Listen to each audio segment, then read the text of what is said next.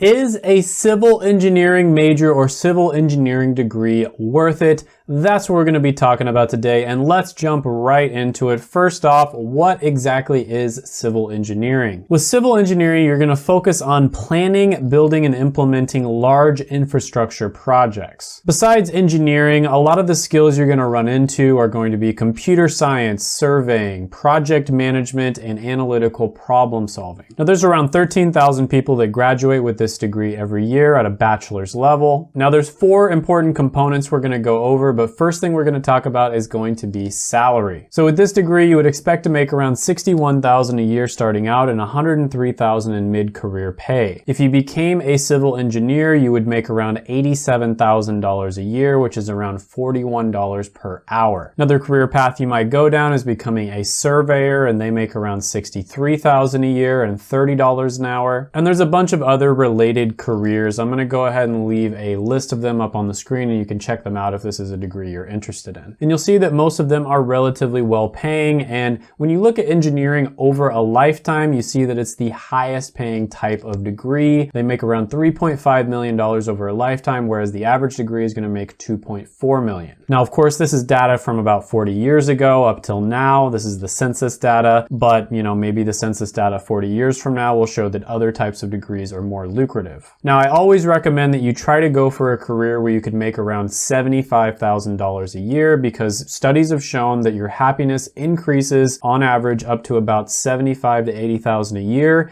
and then after that you don't really increase in happiness as you make more money. So it's always a good idea to maximize your happiness, and so most people are going to be happiest once they're making around $75,000 to $80,000 a year, and this degree can definitely get you to that point. So overall, engineering degrees pay really well. The salary score is going to be 9 out of 10. Now, when it comes to satisfaction, first we're going to talk about meaning, and civil engineering degrees have a 65% meaning score, which is basically how much you think your career positively impacts the world. You can compare that to one with a very high and a very low meaning score, and you'll see that it is on the higher side. So this is a degree that leads to careers where people find a lot of meaning. If you look specifically at the career of civil engineering, you'll see that it has a 68% meaning score, so even better. And if you look at the job satisfaction, it's 71%. And again, you can compare that to a really good one and a really bad one, and you'll see that it is on the better side. Now, when it comes to how much people regret their degrees, engineering is the 3rd least regretted type of degree. Only around 15% of engineer graduates regret their degree, and the main reason is because some of the best jobs require an advanced degree like a master's. And I do want to emphasize here that this is the most subjective section by far. For one person, it could be like a 1 out of 10, and another person, it could be like an 11 out of 10, amazing, best career ever. So take all of this with a grain of salt. Your job satisfaction and meaning could also have a lot to do with, who your manager is, who you work for, the company you work for, industry you work in, your coworkers, etc. There's so many different things that can impact this. But with that being said, I am going to give this one a score of 7.5 out of 10. Next, we're going to be talking about demand. And when it comes to engineers, demand is a little bit weird. So for instance, when you look up the job of civil engineering, you'll see that there's 329,000 jobs available right now, and it's only growing at about 2%, which is slower than average. That means over the next 10 years, only 5,500 jobs are going to pop up, even though there's tons of people graduating every year. So if you look at that, you would probably think there's a huge imbalance and there's a ton of unemployed civil engineers. Well, there may not be that many jobs specifically for civil engineers, but people who graduate with a civil engineering degree generally are able to find a job in a related career. And these types of careers tend to be relatively high paying as well. And generally speaking, when you look at unemployment rates with the different degree types, you'll see that engineering degrees tend to be on the lower side. STEM degrees in general, but engineering degrees aren't bad. And when you look up the keyword civil engineering degrees on monster.com, you'll see that about 8,700 job listings have that keyword in the description. You can compare that to a degree that has tons of demand, like computer science with 141,000, or one that doesn't have very much demand at all,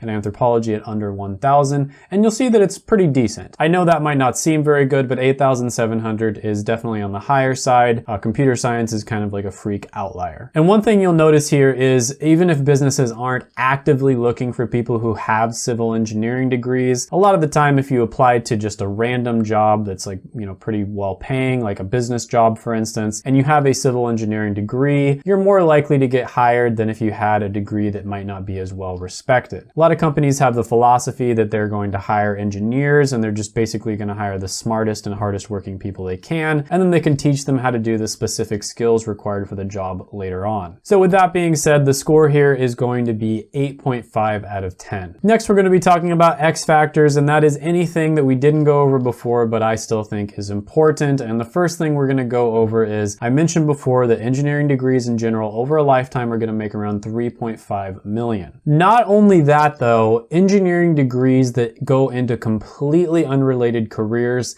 still tend to earn a lot more than even the degrees that are related to that career. So for instance, engineers that become artists will make around $3 million over a lifetime. Engineers that get into community and legal services will make 3.2 million over a lifetime. So you see that engineers almost all across the board are going to be making more money over a lifetime than a lot of different types of degrees, pretty much no matter what career path they end up going down. Now, a lot of people will say it's correlation or causation. Maybe it's because engineers are just really smart and people who are able to do those degrees are just really smart in the first place. Nobody really knows, but I tend to think that it does teach you some skills that are useful no matter what career path you end up going down. Now, speaking of skills, ZipRecruiter's skill index has civil engineering at 61 out of 100, and you can compare that to a really high one and a really low one, and you'll see that it's definitely on the better side. On top of that, when you look at the likelihood of automation for pretty much any type of engineering degree, it's always going to be pretty low. So for instance, in this case, it's 1.9%. And I've mentioned this before, but I doubt that engineering related careers would ever be able to be fully outsourced, just because you have to be able to communicate really well in person. There's a lot of tangible and intangible skills involved there.